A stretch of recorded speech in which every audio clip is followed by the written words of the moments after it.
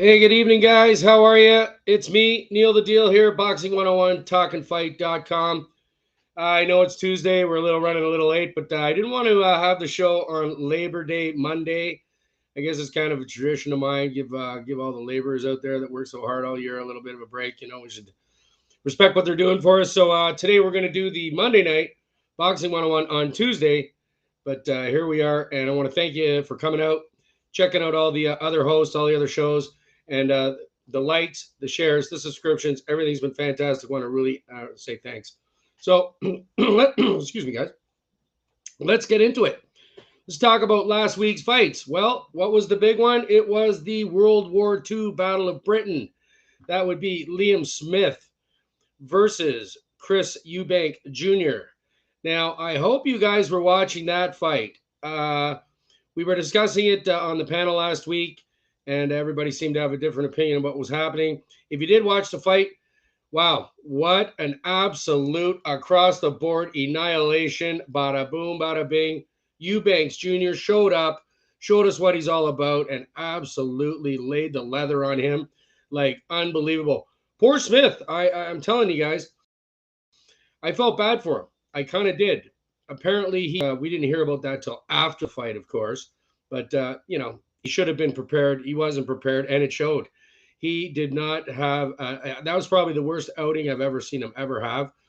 And then again, that was probably the best outing I've ever seen Chris Eubanks Jr. have.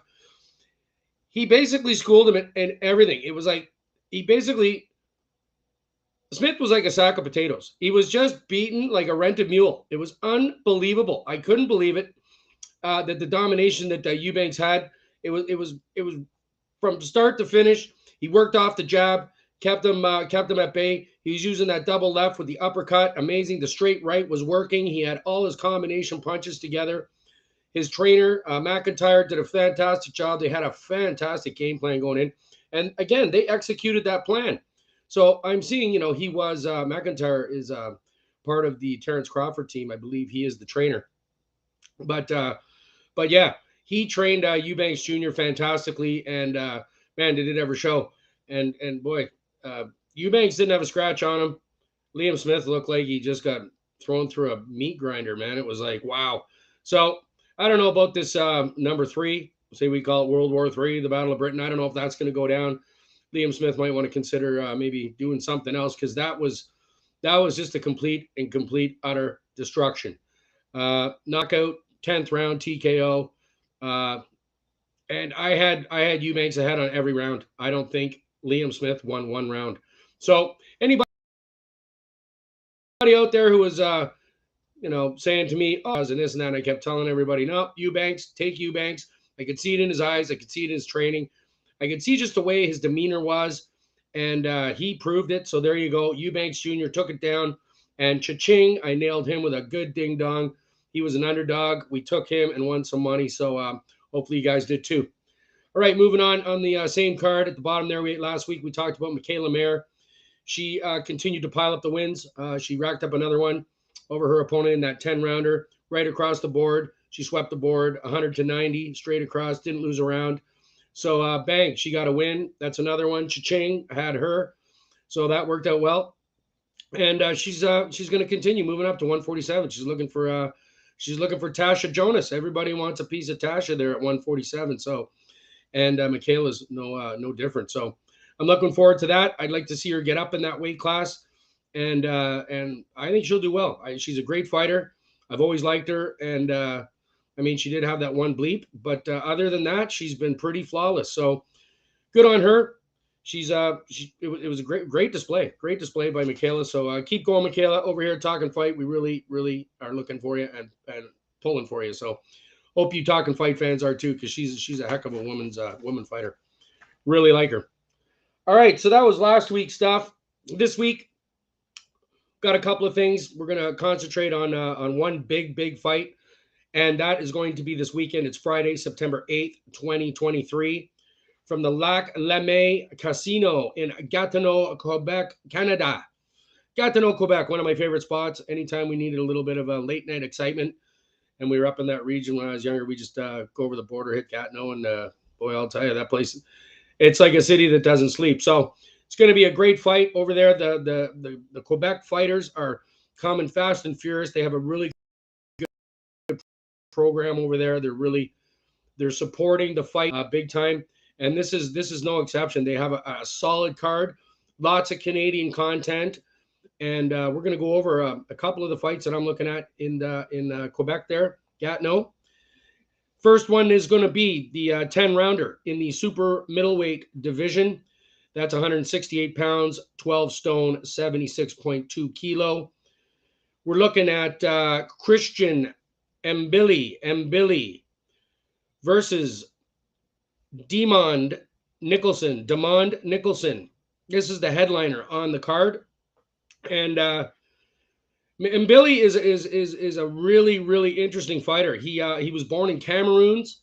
He moved from Cameroons to France, and from France he moved to Montreal, Canada. He fights out of Montreal, Canada.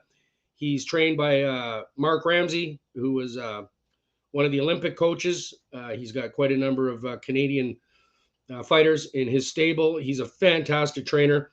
And Mbilli is going to be a monster in this division, guys. Canelo, you better watch out, man, because this guy could probably couple more fights, guys. Look out for Mbilli. Christian, man, he is on fire. He's a super pressure fighter, power in both hands.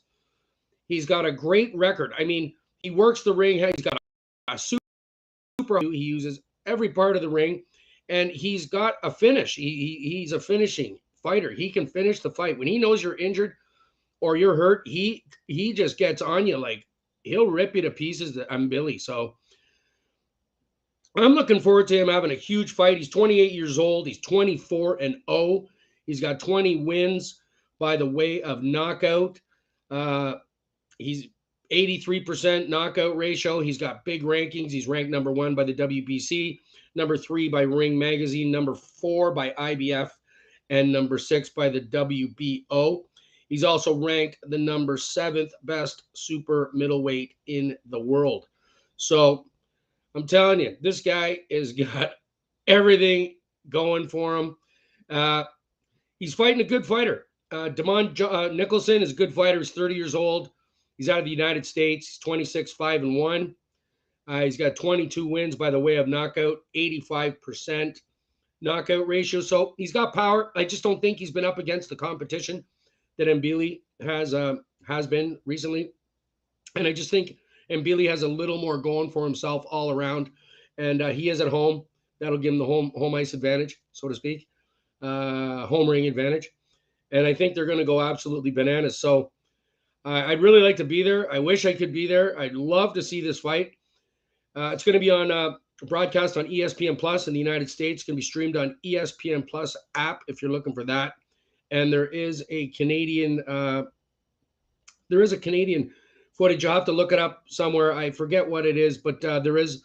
It's not on any regular stations, but you can find it out there. It's going to be, like I say, Mbilli and Nicholson out in Quebec, Gatineau. So there's no odds on the fight right now. I'm taking Mbilli no matter what. I'm looking at probably looking at maybe an 8th or 9th round TKO knockout, 7th, 8th, somewhere in there. I think he's just a little bit too much for Nicholson. Bigger fights, but at the end of the day, if Mbilli comes out of there, I would think he's probably going to go after somebody like Caleb Plant. I mean, if Alvarez can take Plant out that fast, I don't know. Mbilli should be able to take him out even faster. So, or maybe he doesn't, but that's somebody that he's probably going to be looking at if he can get past Nicholson, which I don't think there's going to be a big problem, guys. So check out that fight. The undercard's really good too. We got another Canadian boy, one of my buddies there out of Calgary, Alberta. I really like him. Stevie Dragon Claggett. Steve, excellent Canadian kid. He's been around a long time. I really like the way he's, he was the NABF title holder in that division. Great little fighter. I like him a lot. He's 35-7-2, 25 knockouts. So he's got some power. He's fighting a guy. His name is Carlos Aurelio Sanchez Valadez, but they are just calling him Carlos Sanchez. So he's 24-1. He's got 19 KOs. He's definitely, most of his fights have been in Mexico, I believe, and He's had a few recently in the United States and stuff, but he's a good fighter. I don't think Claggett should he's got a fight coming at him. That's for sure because this guy's not going to lay down. There's no doubt about it. So I'm looking for that. That fight should be great. There's a couple other things that I've been looking at recently. Friend of mine out in Scotland, JJ Ghost, Jay McFarlane, is again fighting for the Scottish Heavyweight Championship of the World. I believe it's on Saturday evening in Glasgow, Scotland. He's going to be fighting a guy named Mohammed Salim, he's 5-0 with 1 KO, Mohammed, and Jay's 14-8 with 5 KOs. And all the best to you, Jay. I hope you finally get that World Scottish Championship, Heavyweight Championship you've been looking for. I'll be rooting for you. I hope you get it, man. So check that out if you guys can get a feed on that. Should be a good fight. JJ Ghost there in Glasgow. Now, the last one that I'm thinking I'm going to talk about tonight,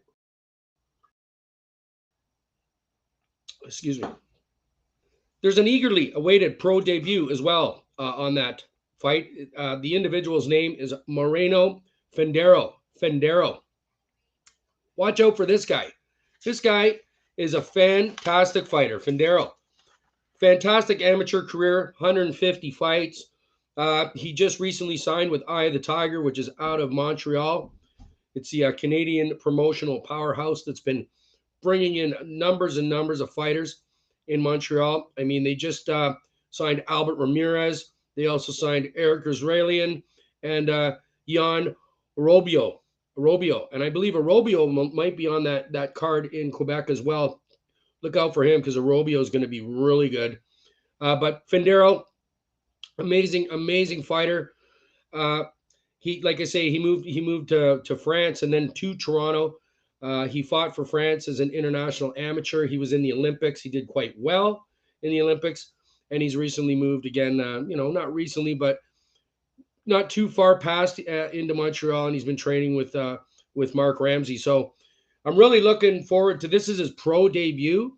He should probably destroy the guy, whoever he's going to be fighting, because it's a highly awaited pro debut. So keep your eye out for Moreno Fendero.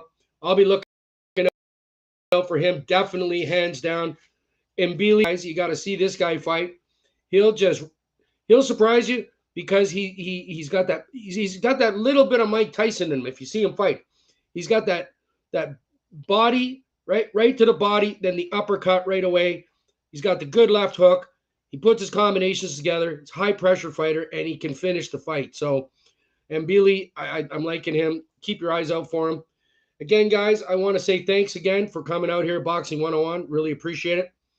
And hopefully you can make a little money on those bets. I'm taking Fendero, obviously. Mbilli, yeah, I'm going to be taking him. I'll take Claggett. I'm going to take Claggett. Steve at home. I like him. So those are my 3 bets this week. Hopefully they come through. Guys, I hope you had a great long weekend. I certainly did this past weekend. Great. Hopefully the kids got to school safe. Everything's back to normal. And I guess we'll see you on Friday, the Friday night panel with the rest of the team there. Myself, big Knuckle Up Mikey York, Grumpy Graham, Big Lou, obviously, and the man himself, 2-time heavyweight champion, Tim Witherspoon. All right, guys. So thanks again for the likes, the shares, and the subscriptions. They've been coming in. Really appreciate it. And we'll see you on Friday. And have yourself a good week. Enjoy the fights this weekend out of Quebec. And take care of yourselves. Like I always say, get better, not bitter. It's the only way to be. Have yourselves a nice week.